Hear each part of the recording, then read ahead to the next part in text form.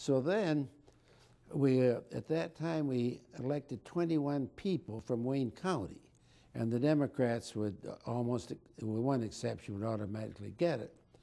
So the Wayne County Council was being taken over by the right wing, and they were stalling every minute they could and hoping that we wouldn't have time to get our slates printed.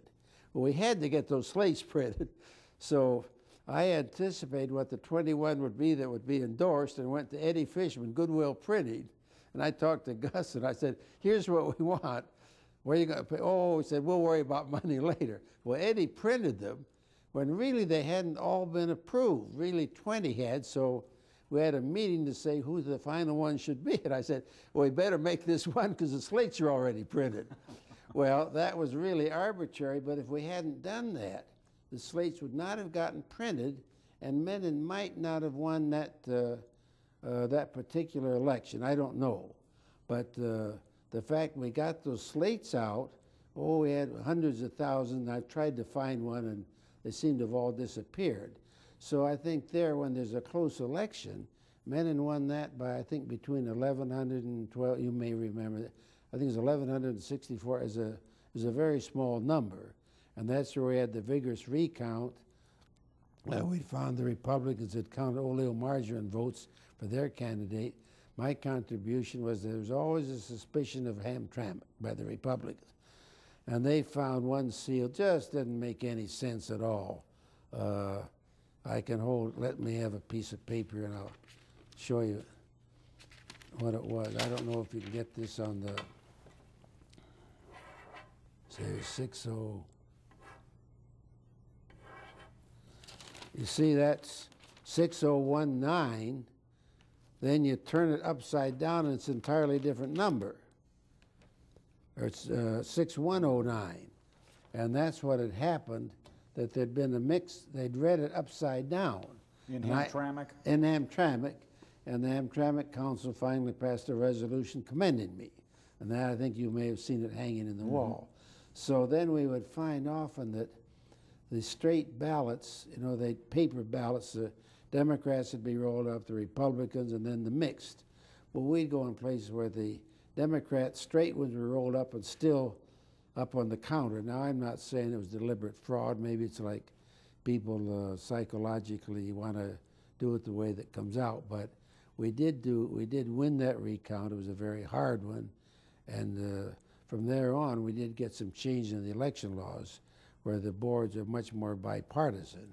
In fact, one of the problems of the Board of Canvassers now is it's really bipartisan and sometimes deadlocks, but I prefer a deadlock one to one that was tilted one way or the other.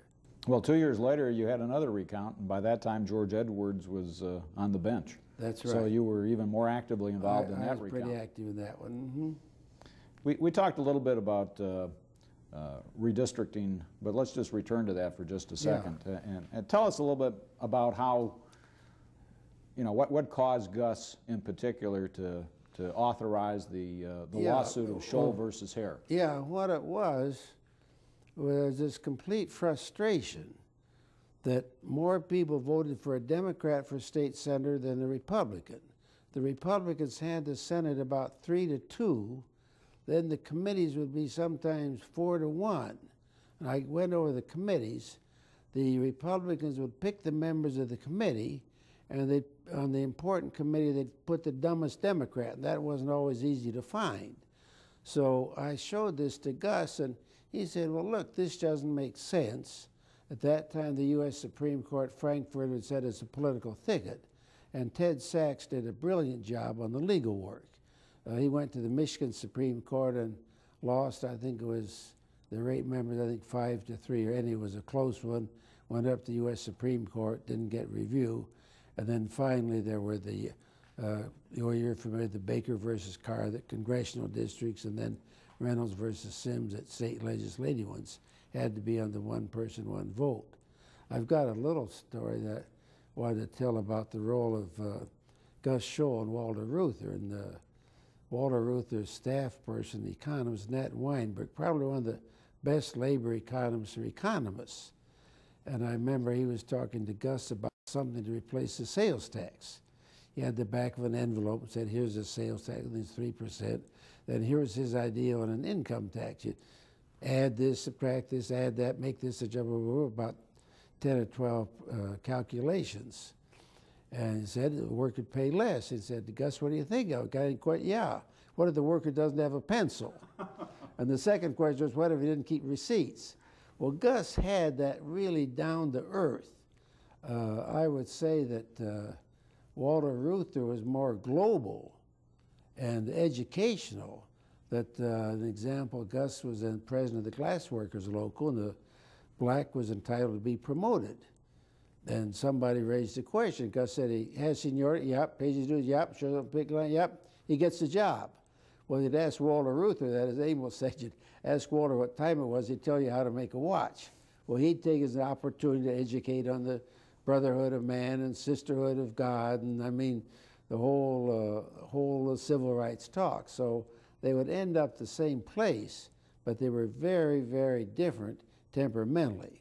Gus was a down-to-earth worker, and Walter both got excellent contracts and administered them well, but also could march with Chavez, with Martin Luther King, that wasn't popular with all the members. He could talk in Berlin, Mahatma Gandhi.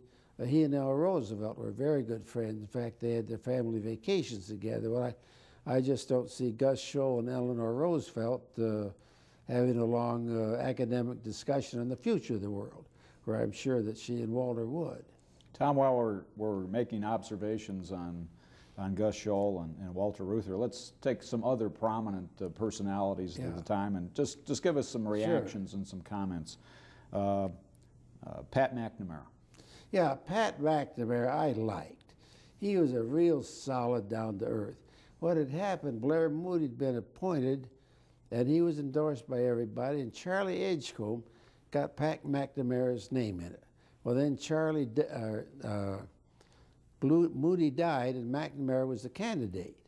Well, Gus and McNamara got along well, and so did I. So we wanted to show that labor was for him, so Pat appointed me in charge of his Wayne County campaign. Well, I wanted to make it broad and said I wanted to triumvirate, that Ted Bond was the Wayne County Democratic chairman, and I got Pat Zimmerman, who was with AF of L, and the three of us formed the committee. Not that we did a lot of work, but that we were showed that there was a labor Democratic support for Pat. And Pat did an excellent job. That I think it was a matter when one of his appointees was having trouble in the Judiciary Committee, that I think Eastland from Mississippi, or one of those, was in charge, and having a little trouble. The guy said to Pat, well, I don't like what you say about me, and Pat says, I don't like what you say about me. And Pat was in charge of government construction. He said, if my appointee doesn't get appointed, there aren't going to be any more post offices in Mississippi. And the fellow got appointed. Now, Phil Hart would not have done that. Phil was too much of a... Tell us about Phil Hart. Well, Phil was just, he was a gentleman. Well, gentleman isn't the right word.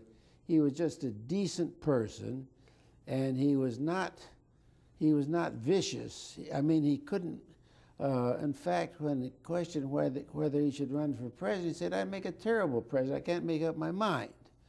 And he was very candid on that. He was an excellent senator, think things through, absolutely honest, and really the best in politics. How about Sandy Brown, who was our state treasurer? Oh, Sandy Brown was interesting. Farmer Brown. Well, Farmer Brown, like the state treasurer, all he knew about banking was if you had a checking account, you could write a check and get the money right away. If you wanted interest, you had to deposit it for a while. Well, there is state treasurer. He goes over and he sees that the state funds are deposited in banks and checking accounts. And he gets wondering why. And he, you know, he's not paranoid, but is that kind of a little patronage or not? So he wrote checks on all these banks, millions of dollars. You know what? They didn't have the money. They'd loaned it out on mortgages. So he got the banks to start paying interest on what had been checking accounts. So I think there's an example where, I don't want to say simple-minded, where a person that's hadn't had a lot of sophisticated education got to the guts of things, the same way Gus Scholl did. And I think he did a good job as a state treasurer, and he saved the state thousands, maybe millions of dollars over a period of time that way.